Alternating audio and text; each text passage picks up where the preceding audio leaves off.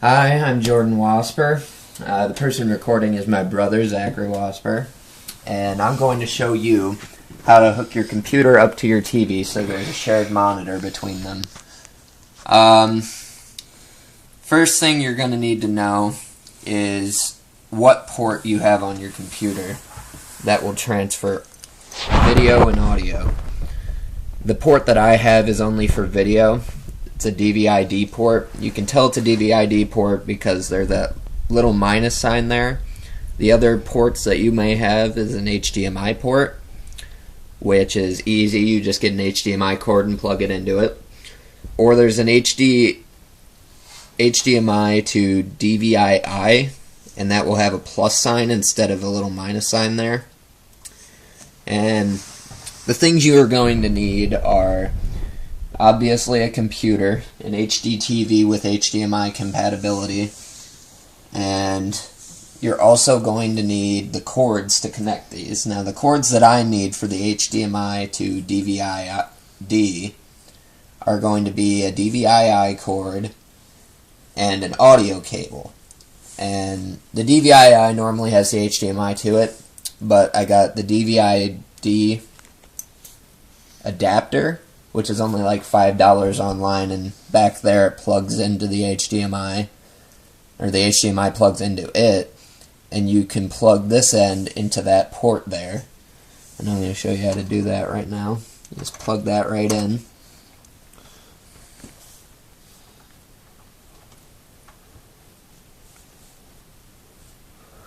Takes a little while to screw on, but it's worth it, trust me.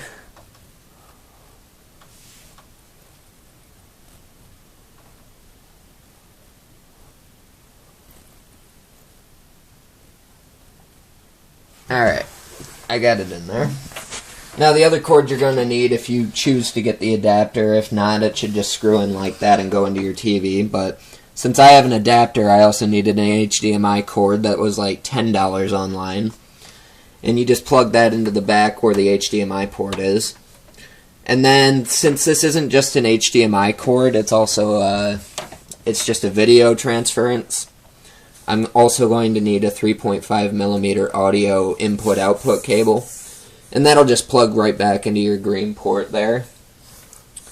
And when you plug that in, the sound should go from here to your TV. When you're done with that, you just put your computer back where you want it. And obviously already, that is on the TV, as you can see there.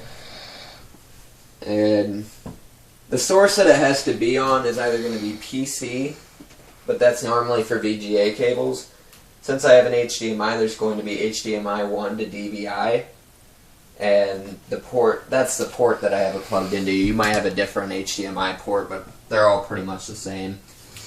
The other ends of the cords will go into the HDMI port, which looks like that, and all you do for that is just plug that in, and then you should have an audio input cable port on the back of your HDTV. If you don't, this is not going to work, and you're pretty much out of luck. Most HDTVs nowadays are equipped with these though, so you should be fine. Alright. That's going to be your finished product. Now, when you plug in the cables, it doesn't just automatically work. You're going to have to mess with some settings. I have to go into my AMD Vision Center because I've already done this.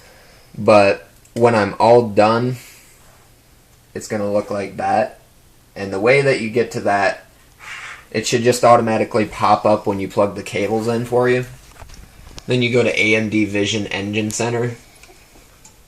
And in here, there's multiple different settings. I have these pre-pinned. There's the properties for the digital flat panel, and for that, you're just going to want to choose your maximum resolution, which is just the resolution of your TV. And then the refresh rate depends on the type of HDMI cord you get. And you don't have to worry about any of these settings right here. Then the HDTV support. This is how you convert properly the scaled image from your monitor onto your TV. And for this, I've got, I think it's 1080p plus 60 optimized, because that's the highest setting I can get. The 1080p is the pixels on my TV, and the 60 optimized will put it over the top pretty much. There's the actual settings at 1776 by 1000. That'll scale the image from your monitor properly onto your TV. The other settings I have pinned are the VGA properties. This is mostly for your computer to TV input.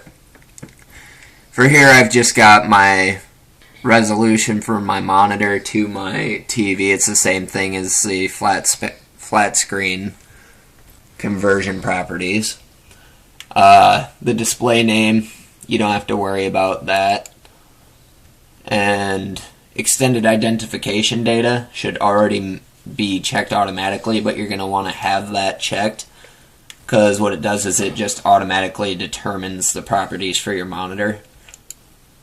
And then the 3D application settings, this is just filtering for your quality from the monitor onto the TV.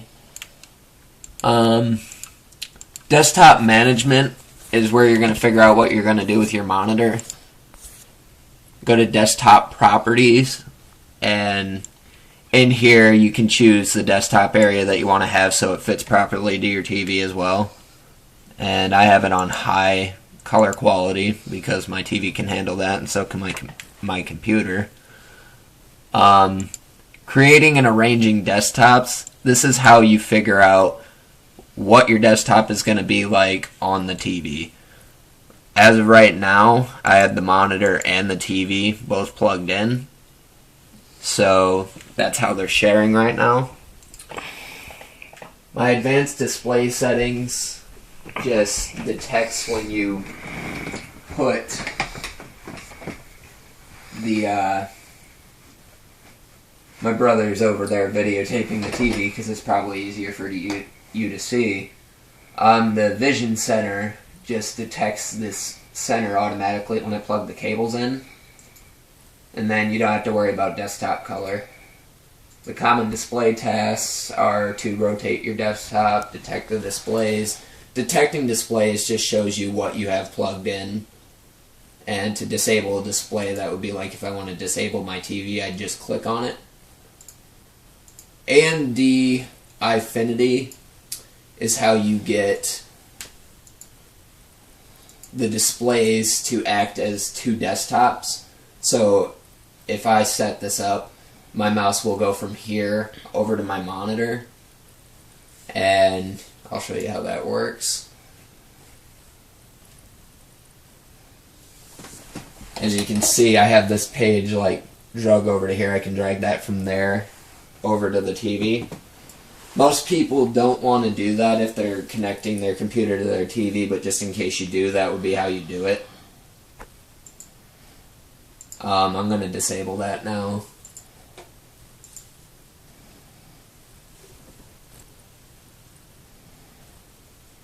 Alright, now this is automatically set up after you turn it off.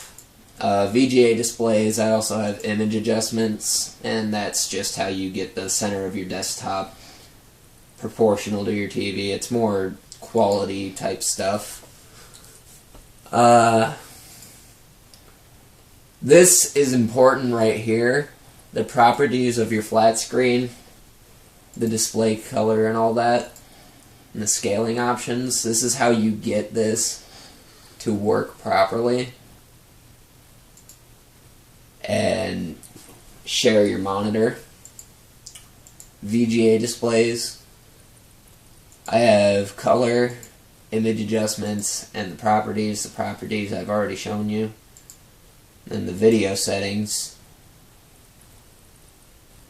Now, you gotta wait a minute for those to load, but after you install your TV as another monitor, or it should automatically recognize it, it should automatically share your desktop. And if you just want to mess around with some of these settings here, it'll enhance your experience, but for the most part, you plug it in, you get it to recognize your flat screen, and then after it recognizes your flat screen, it should start automatically sharing your monitor. That's pretty much it. After you get these settings done, they should be shared. I like to turn my monitor off and just use my TV as the monitor, because it really helps just with size and whatnot. I can go ahead and launch a game right now and show you how this works. I'm going to launch Minecraft. If it'll launch for me.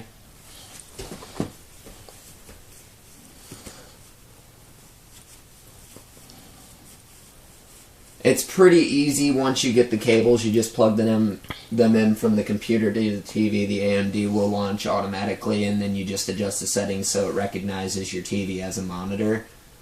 There's Google sites that I looked up on how to do that, but there's also a lot of help in the AMD Vision Center itself. My Minecraft automatically goes to high quality, and as you can see, the quality transference is actually pretty good after you get the settings compatible with your TV. I'm going to go ahead and show you how this works. As you can see, there's absolutely no lag. I can jump, I can set bricks.